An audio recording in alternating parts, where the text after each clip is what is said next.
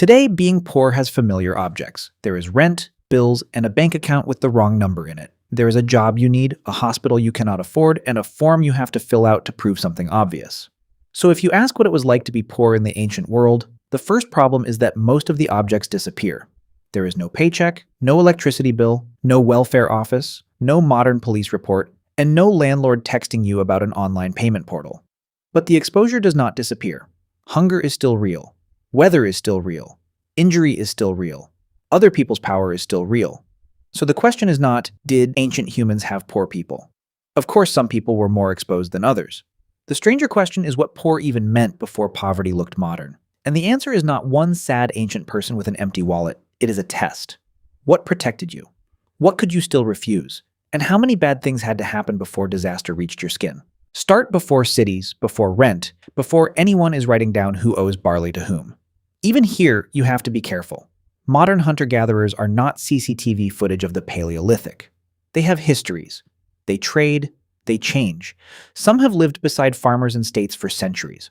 But they are useful for one thing: imagining worlds where people move often, store little, and cannot easily turn a lucky week into a family fortune. In a world like that, wealth may not look like a pile of objects. It may look like a healthy body, a useful skill, a reputation that makes people want you nearby, kin in another camp, someone who shares with you when your hunt fails. So poverty is weird here.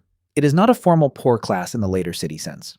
It may be a thinner claim on help, an injured person, a disliked person, someone with fewer exchange partners, someone whose body cannot produce what the group values. In a mobile world, the richest thing might be people who will still feed you tomorrow, which means the poorest person is not always the one with the fewest things.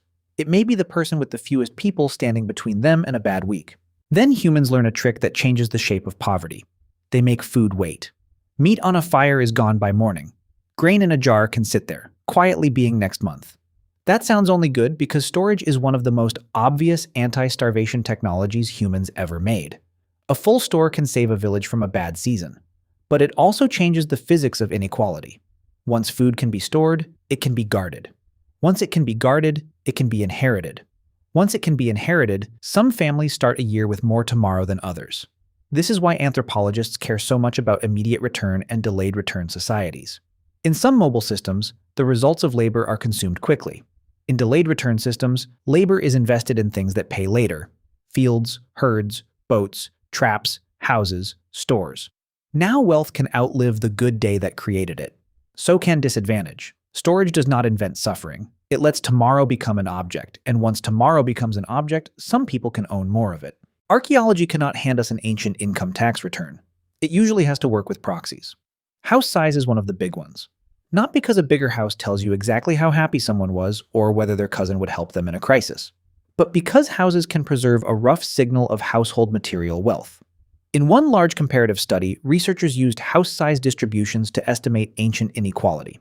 The median Gini numbers rise from about 0.17 among foraging groups, to 0.27 among horticulturalists, to 0.35 among agriculturists. That does not mean every farmer was more unequal than every forager. And it definitely does not mean house size measures dignity, hunger, or freedom.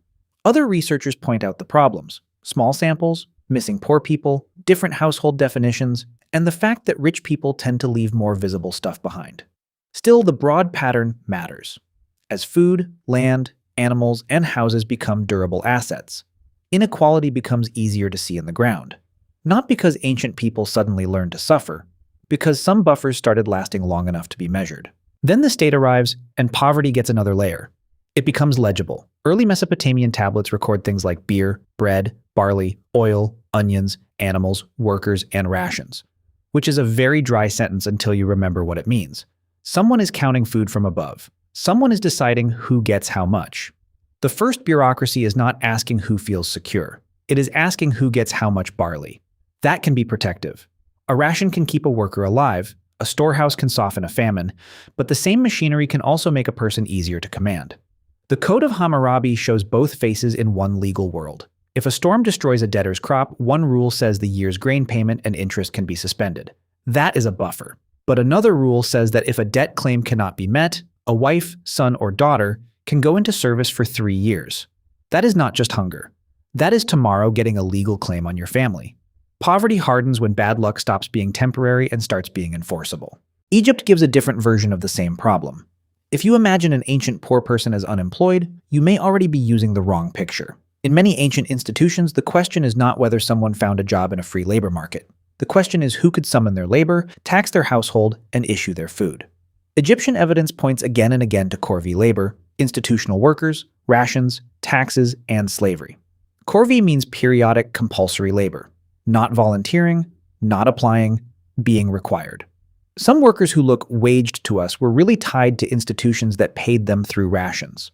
So the ancient poor person is not always standing outside a workplace hoping to be hired.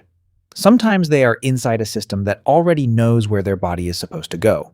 This is why storage and states are so double-edged. They can feed people at scale. They can build things no small camp could build. They can also turn a human being into a line item. So much grain, so many days, so much labor owed. The buffer is real, so is the leash. Rome is the easiest place to see why poor is not one category. Roman law starts with a brutal sorting rule. People are either free or enslaved. Free people are either freeborn or freed. That means a poor free laborer, an enslaved person, a freed person, and a client could all be hungry on the same street and still live inside different traps. A free poor person could be desperate. An enslaved person could be owned.